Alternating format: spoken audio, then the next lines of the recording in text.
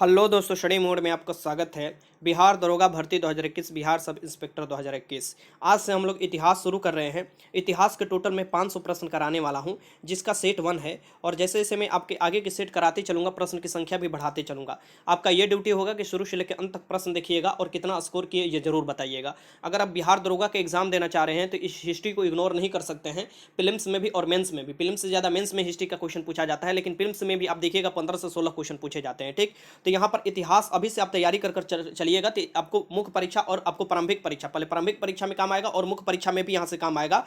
और यहाँ से आप 15 से 20 क्वेश्चन आराम से लगा सकते हैं इतिहास के। ठीक, तो शुरू से लेकर अंत तक वीडियो देखिएगा। अगर वीडियो अच्छा लगे तो लाइक भी कीजिएगा और कमेंट बॉक्स में बताइएगा अगर ये हमें सीरीज कंटिन्यू रखे तो। ठीक, टोटल 500 प्रश्न में महत्वपूर्ण कराने वाला हूँ, जिसमें प्राचीन इतिहास होगा, मध्यकालीन इतिहास होगा और आधुनिक इतिहास से भी क्वेश्चन होंगे। चलिए यहाँ से शुरुआत करते हैं। सबसे पहला क्वेश्चन आपके सामने यहाँ पर स्लाइड पर दिखाई दे रहा है कि जब भारत की स्वतंत्रता प्राप्त हुई, यहाँ भारत होगा, जब भारत की स्वतंत्रता प्राप्त हुई थी तो यूनाइटेड किंगडम में निम्न में से किस पार्टी की सत्ता थी?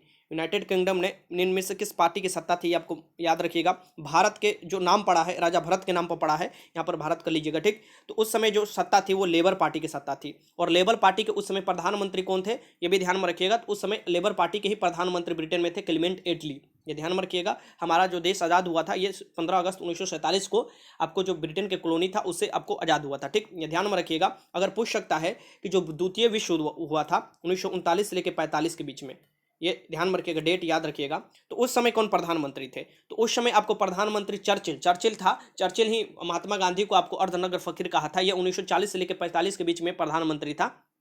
और ये चर्चिल एकमात्र ऐसा प्रधानमंत्री है जिसे साहित्य के लिए नोबेल पुरस्कार भी मिला है। ये जानकर आपको दंग हो गए, ये नहीं जान रहे होंगे, लेकिन ये एक ऐसा प्रधानमंत्री है जिसके साहित्य के लिए नोबेल पुरस्कार भी मिला था। और चर्चिल देखिए दो पार्टी से संबंधित था। चर्चिल 1904 से लेकर 1924 के बीच तक लेबर पार्टी के सदस्य था। और फिर आप देखिएगा कि 1940 से लेकर 1955 के बीच में कंजर्वेटिव पार्टी का सदस्य बन जाता है। ठीक, तो जब ये प्रधानमंत्री बना था 1940 से लेकर अब 1945 के बीच में, तो ये कंजर्वेटिव पार्टी के सदस्य था। ठीक, ये ध्यान में रखिएगा, क्वेश्चन आपसे पूछ सकता है कहीं भी घुमाकर।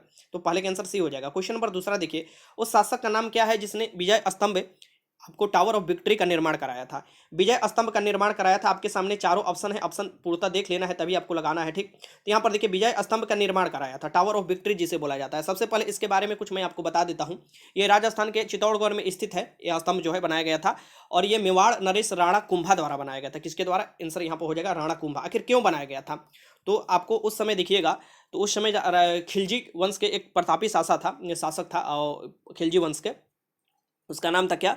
तो उसका नाम था, आपको याद रखिएगा, उसका नाम था आपको मोहम्मद खिलजी नाम था। ठीक, और इसके नेतृत्व वाली सेना जो थी मालवा और गुजरात की जो दोनों संयुक्त सेना थी, उसको आपको विजय प्राप्त किए थे, इसलिए विक्ट्री ऑफ आपको ये टावर बनाए थे। उस पर विजय आपको प्राप्त किए थे, इसलिए विक्ट्री ऑफ टावर पूछ सकता है कहाँ पर? तो राजस्थान के, आपको याद रखिएगा, राजस्थान में ये स्थित है, राजस्थान के चित्तौड़गढ़ में। दूसरे के आंसर क्या हो जाएगा? यहाँ पर डी हो जाएगा, राणा कुंभा ने इसका निर्माण कराया था। क्वेश्चन नंबर तीसरा बहुत महत्वपूर्ण क्वेश्चन है।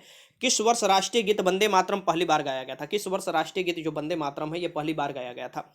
हमारा सबसे पहले याद रखिएगा राष्ट्रीय गीत जो है वंदे मातरम है। इसकी रचयिता कौन है? तो बंकिम चंद्र चट्टोपाध्याय या चटर्जी, दोनों आप बोल सकते हैं। ठीक, इनका नाम है। और ये सबसे पहले 1896 के जो कोलकाता अधिवेशन हुआ था, कांग्रेस के कोलकाता अधिवेशन, उसी में गाया गया था। ये ध्यान में रखिएगा। जो हमारा राष्ट्रीय गान है ये रविन्द्रनाथ टैगोर द्वारा लिखा गया था, जनगण मन, ये भी कोलकाता अधिवेशन में ही सबसे पहले गाया गया था। ये ध्यान में रखिएगा।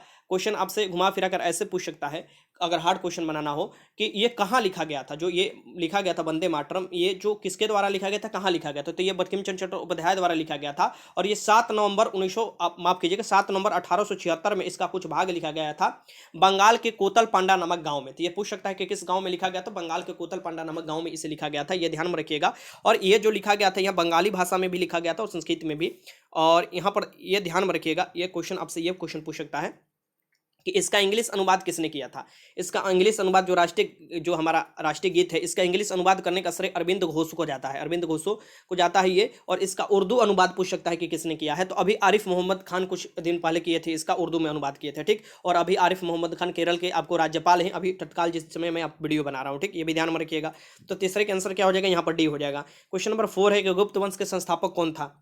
देखिए गुप्त वंश जो है बहुत लंबा चला था और गुप्त वंश ने सोने के सिक्के सबसे ज्यादा जारी किए गए थे। और गुप्त वंश के सबसे पहला जो आता है श्रीगुप्त नामक आपको इस शासक जो है ये गुप्त वंश के स्थापना किया था। और उसके बाद आते हैं घटोत्कच और उसके बाद आते हैं चंद्रगुप्त प्रथम। चंद्रगुप्त प्रथम प्रतापी राजा माना जाता है। अगर सबसे लास्ट पूछे गुप्त वंश के सबसे लास्ट ये अंतिम शासक कौन था, तो भी प्रतापी शासक था, स्कंदगुप्त उसका नाम है। ठीक, तो 4 का आंसर क्या हो जाएगा यहाँ पर, ए हो जाएगा, ये ध्यान में रखिएगा। क्वेश्चन नंबर 5 है कि पृथ्वीराज रासो निम्नलिखित में किसने लिखा था। पृथ्वीराज रासो जो है बुक है और ये किसने लिखा था, तो ये चंद्र बदाई ने लिखा था। चंद्र बदाई ने ये लिखा था। वाणभट्ट के दो बुक का नाम याद रखिएगा। वाणभट्ट के दो बुक का नाम क्या है, तो एक हर्षचरित है, एक कादम्बरी है।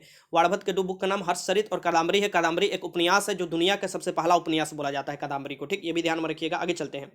क्वेश्चन नंबर 6 है कि निम्नलिखित अंग्रेज शासकों में से समाचार पत्रों पर से प्रतिबंध हटाने का श्रेय किसे जाता है। तो समाचार पत्रों पर से प्रतिबंध हटाने का श्रेय किसे जाता है, ये आपको बताना है। क्वेश्चन नंबर 6 है और इन्हें ही बोला जाता है प्रेस के मुक्तिदाता के रूप में भी इन्हें जाना जाता है। तो इनका नाम है चार्ल्स मेटकॉफ। चार्ल्स मेटकॉफ बहुत कम समय के लिए बने थे। ये आपको जो गवर्नर जनरल बने थे 1835 से 36 में ये बने थे। ठीक, ये ध्यान में रखिएगा। कैंसर से इनकी मृत्यु भी हुआ था। और इनका देखिए, इनका जो जन्म हुआ था ये भारत में ही हुआ था, कलकत्ता में। एक सेना के जो मेजर थे उनके यहाँ हुआ था। और फिर जो बेलजली ने देखा कि ये बहुत अच्छा है तो उनको अपने जॉब पर रखा। फिर आगे जाकर बहुत से ये मतलब बड़े पद, उस समय तो यही था आपको गवर्नर जनरल, तो बड़े पद पर भी गए, उससे भी आगे गए। ठीक है, ये ध्यान में रखिएगा। इसका आंसर क्या हो जाएगा यहाँ पर, 6 का आंसर यहाँ पर हो जाएगा सी। क्वेश्चन नंबर आपको 7 देखना है कि किस एक्ट के द्वारा भारत के गवर्नर जनरल को अध्यादेश जारी करने की शक्ति प्रदान किया गया। किस एक्ट के द्वारा भारत के गवर्नर जनरल को अध्यादेश जारी करने की शक्ति प्रदान किया गया, ये आपको बताना है। तो देखिए, अध्यादेश जो अभी जारी किया जाता है ये हमारे राष्ट्रपति द्वारा आर्टिकल 123 के अंतर्गत जारी किया जाता है, ये भी आपको पता होना चाहिए। और 213 के अंतर्गत जो जारी किया जाता है ये राज्यों के राज्यपाल द्वारा अध्यादेश जारी किया जाता है। ठीक, लेकिन उस समय जो जारी किया गया था, अध्यादेश जारी करने की शक्ति दिया गया था, ये 1861 के अधिनियम द्वारा दिया गया था। कब से, 1861 के अधिनियम द्वारा दिया गया था कि गवर्नर जनरल अगर संकटकालीन अवस्था है तो उसमें आपको विधान परिषद की अनुमति नहीं लेंगे और उसके अनुमति के बिना अध्यादेश जारी कर सकते हैं। और उसका जो आपको शक्ति होगा अध्यादेश का वो 6 माह तक होता था। 6 माह तक उस समय होता था, ये भी ध्यान में रखिएगा, क्वेश्चन पूछ सकता है आपको। ठीक, तो 7 का आंसर क्या हो जाएगा, ए हो जाएगा। क्वेश्चन नंबर 8 देखिए, दिलवाड़ा मंदिर कहाँ पर स्थित है। दिलवाड़ा एक जैन मंदिर है। दिलवाड़ा का जैन मंदिर ये कहाँ पर स्थित है, तो ये पता है आपको कि अरावली की सबसे ऊंची चोटी जो है ये माउंट आबू या आबू पर्वत है। ठीक, यहाँ पर आप देख सकते हैं।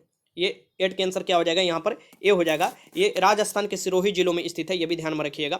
माउंट आबू नगर भी है वहाँ पर एक। ठीक, इसका निर्माण देखिए, मुख्यतः इसका निर्माण 2 भाइयों ने, आपको जाता है कि निर्माण या आपको बनवाया गया था। ये इसका नाम है वास्तुपाल, एक का नाम है, और तेजपाल, दोनों भाई थे, इन्होंने ही ये कराया था। ठीक, तो 8 के आंसर ए हो जाएगा। क्वेश्चन नंबर 9 देखिए कि निम्नलिखित में किसने सर्वप्रथम प्रेस सेंसरशिप लागू की थी। प्रेस सेंसरशिप लागू किया गया था, बहुत खतरनाक ये व्यवस्था था। प्रेस सेंसरशिप कहने का मतलब कि प्रेस की आज़ादी ये खत्म किया गया था। तो प्रेस सेंसरशिप लागू करने का श्रेय किसे जाता है, ये आपको बताना है। ठीक, तो प्रेस सेंसरशिप लागू करने का श्रेय उसे ही जाता है जो कि अपने बंगाल को शेर कहता था और आपको सहायक संधि के जन्मदाता भी बोला जाता है।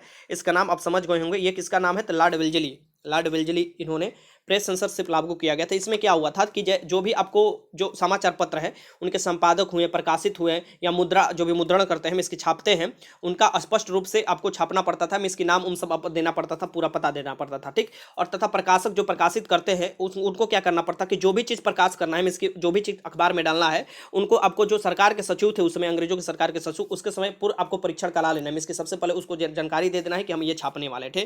ठीक, तो ये सब आपको किया गया था लॉर्ड वेल्जली द्वारा। 9 का आंसर क्या हो जाएगा, बी हो जाएगा। अब देखिए क्वेश्चन नंबर आपके सामने 10 है। त्रिपिटक बहुत महत्वपूर्ण क्वेश्चन है, ग्रंथ है, त्रिपिटक ग्रंथ है। 2 लोग में आपको कंफ्यूज हो जाएंगे, या तो या बौद्ध और जैन, दोनों में तो कंफ्यूज हो जाएंगे। देखिए, त्रिपिटक जो ग्रंथ है ये आपको बौद्धों का ग्रंथ है, याद रखिएगा किसका है, बौद्धों का ग्रंथ है। और ये 3 भागों में विभाजित है।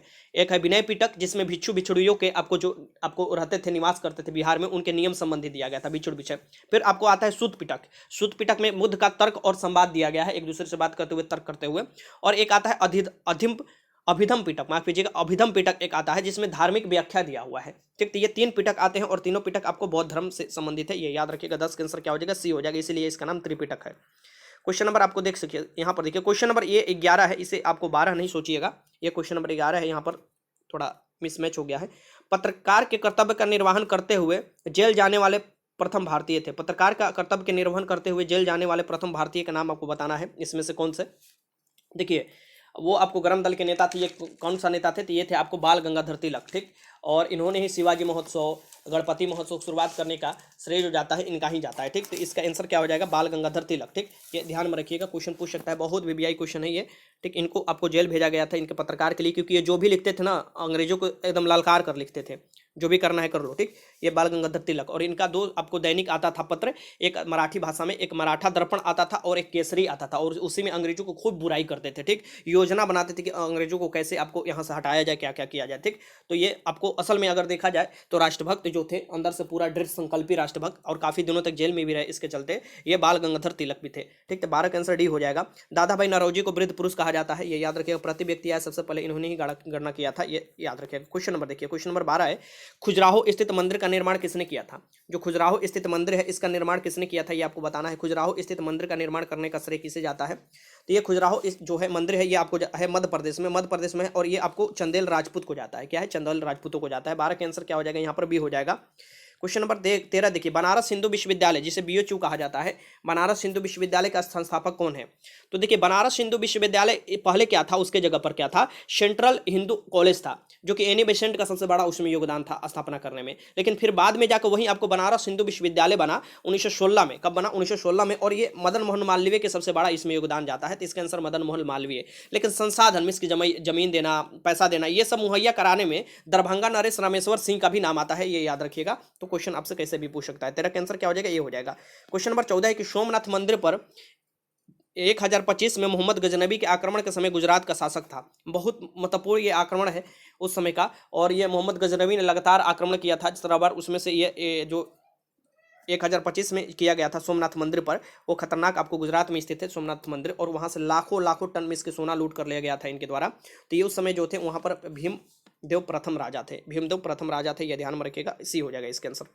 क्वेश्चन नंबर आपको देखिए 15 देखिए, अंग्रेजों का स्वार्थिक विरोध किसने किया था? जो अंग्रेज है उसका स्वार्थिक विरोध किसने किया था? तो देखिए, अंग्रेजों का स्वार्थिक विरोध जो किया गया था, ये किया गया था आपको मराठों द्वारा।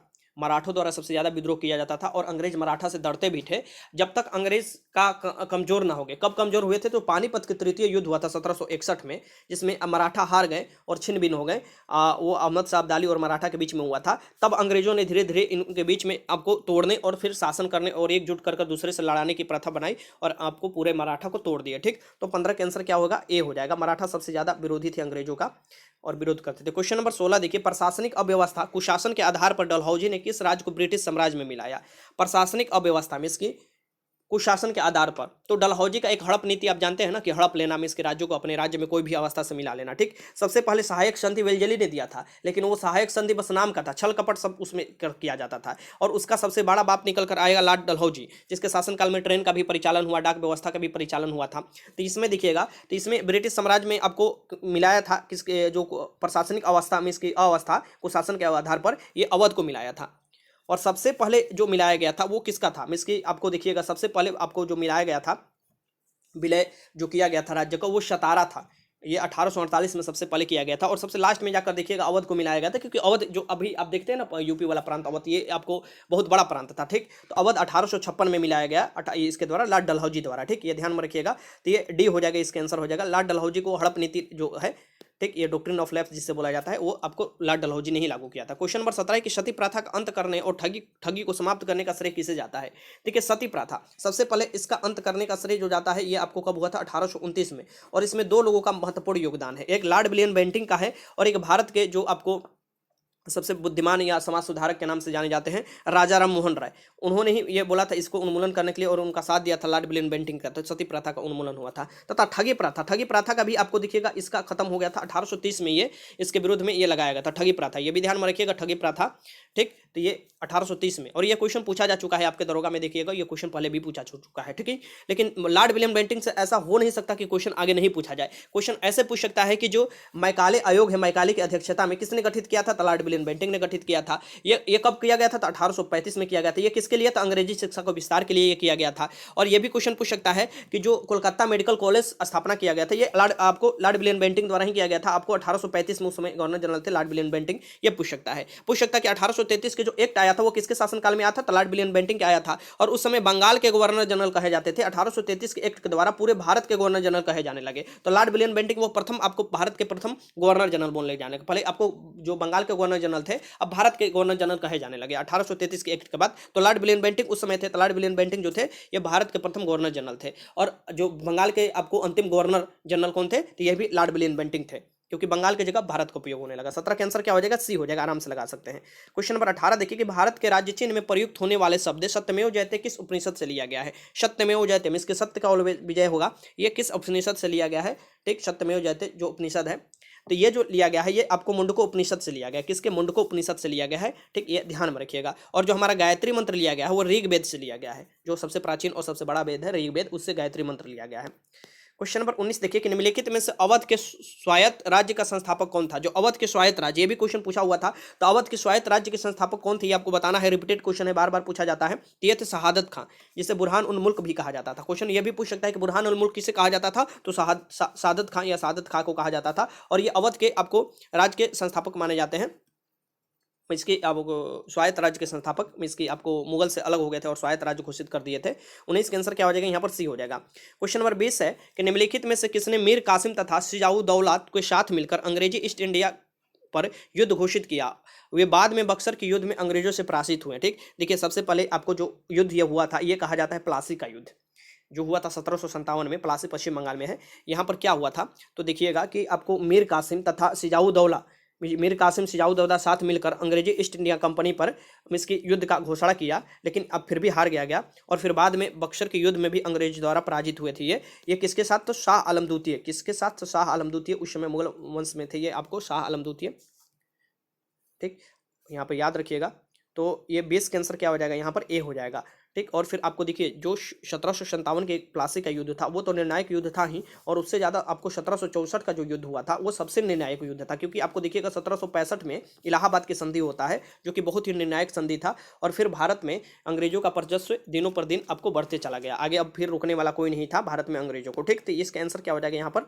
शाह आलम आपको द्वितीय, ये लिख लीजिएगा। ठीक, तो टोटल 20 क्वेश्चन मैंने कराया। ठीक, 20 क्वेश्चन में आपने कितने क्वेश्चन सही किए जरूर बताइएगा, और स्कोर के साथ कमेंट बॉक्स में यस भी लिखना है कि ये मैं कंटिन्यू रखूं डेली बेसिस पर। और टोटल 500 में क्वेश्चन अगर करा देता हूं तो आप समझिए कि अच्छा खासा क्वेश्चन उसमें से आपके एग्जाम में देखने को मिल जाएगा। ठीक, वीडियो अच्छा लगा तो लाइक कीजिएगा, कोई भी मन में डाउट हो कमेंट बॉक्स में लिख सकते हैं। वीडियो देखने का आपका बहुत बहुत धन्यवाद।